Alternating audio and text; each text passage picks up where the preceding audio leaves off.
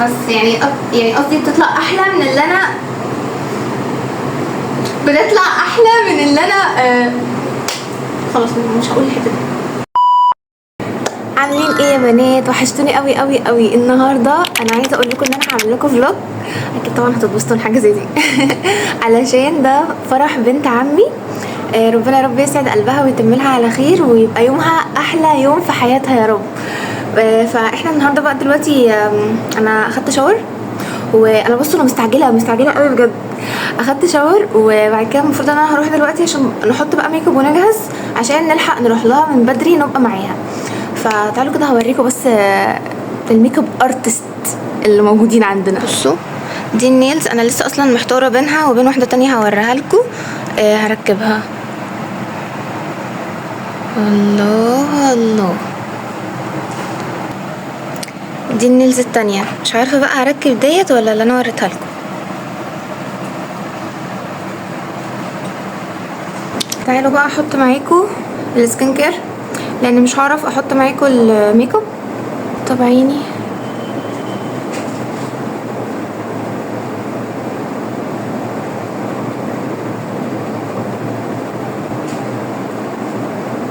وبعد كده هرطب وشي.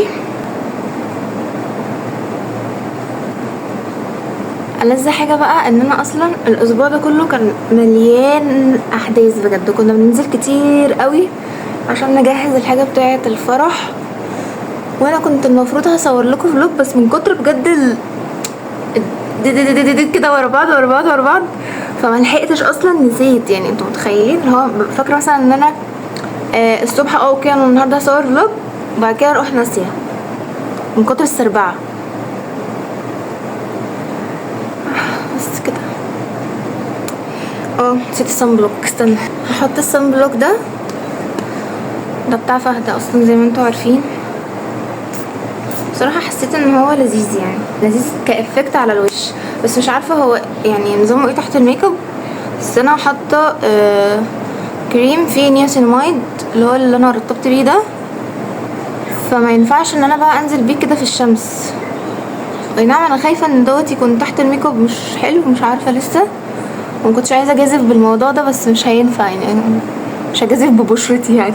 بجد سوري على الكادر اللي انا حطاكوا فيه ده، بس انا حتى الستاند بتاعي والحاجه مش هعرف اجيبهم دلوقتي. بس كده خلاص اهو. هروح احط ميك اب. لا استنى هقول لكم هعمل ايه. بصوا المفروض دي الرموش اللي انا هلبسها، انا كنت مستخدماها قبل كده فهي عايزه تتنضف، فجبت كوبايه هي مش عايزينها، حطيت فيها حبه ميسلر ووتر من دي. اوكي، وبعد كده هحط الرموش فيها شويه، هسيبها تقريبا ربع ساعه. بصوا هي اصلا تقريبا قليله، انا هزودها يا جماعه من الميه. استغفر الله. بصوا هي دي غاليه فهنحط منها شويه كمان، وبعدين هنروح نزود حبه ميه بقى عشان كده حرام بصراحه، عشان انا ذكيه ما شاء الله عليا، لازم اسيب نفسي للاخر عشان ازنق نفسي في الوقت. اوكي هروح ازودها شويه ميه عادي جدا على فكره، ميه دافيه، بس انا مفيش وقت اعمل ميه دافيه فهزودها عادي ميه من الحنفيه عادي. كده اصلا الجو حر والميه اساسا سخنه يعني، فانا هسيبها شويه كده قيمه مثلا ربع ساعه وبعدين هبدا ان انا انضفها. طبعا احنا هنتغاضى عن الماس اللي هنا دي. بصوا اهي انا كده سبتها تقريبا تلت ساعه او اكتر.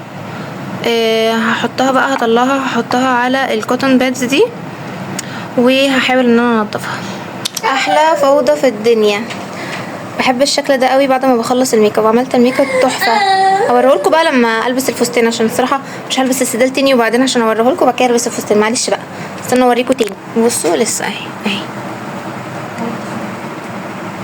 يا سلام، ميك اب ارتست يا ولاد. دلوقتي بقى همسح اسمه ايه ده المانيكير ده عشان اعرف اركب الضوافر، ولسه برضو محتاره هركب انهي. اوكي يا بنات انا قررت ان انا هلبس دي، حاساها حلوه وحلوه على اللوك اللي انا عاملاه في الميك اب، وهتنطق الفستان قوي. هتشوفوا الفستان بجد، الفستان قمر قوي بجد ما شاء الله. ركبت النيلز، بصوا شكلها بجد ما شاء الله، شكلها تحفه فظيعه. شكلها على الحقيقه كمان اجمل بكتير، كنت جايباها من شي ان النيلز دي. هروح بقى اكمل البس الفستان والف الطرحه واجيلكوا. جاهزين؟ جاهزين تشوفوا الفاينل لوك؟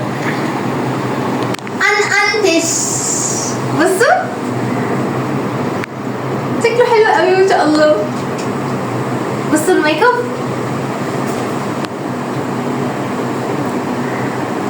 عسل مش كده؟ انا عارفه. بصوا بجد ما شاء الله جميل قوي، عاجبني قوي. انتوا قولوا لي برضو رايكم في الكومنتس. وهي لفه الطرحه قولوا لي برضو رايكم فيها. انا اصلا يعني اللفه دي لفها كده بطريقه عشوائيه، دايما الحاجه اللي بلفها كده هوبا يلا بتطلع احلى من اللي انا بلفها في العادي. يلا نكمل بقيه اليوم، يلا بينا. بصوا طلعت في الشمس عشان تشوفوا الميك اب. بجد الكاميرا ظلمه، شكله حلو قوي على الحقيقه. بصين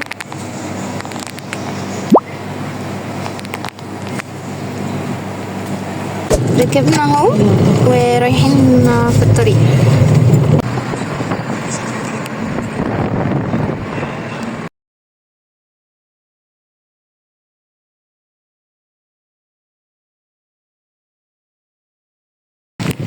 جينا. بصوا دي جبتها معايا عشان الطوارئ.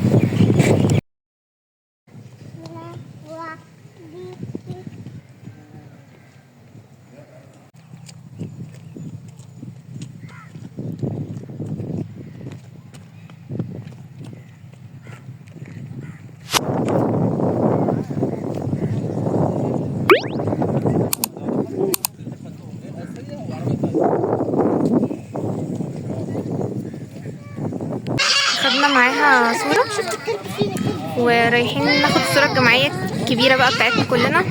طبعا فهد بيعيط عشان عايز ينام. مش عارفة لازم بقى لما نخلص ونركب العربية خليه ينام بقى.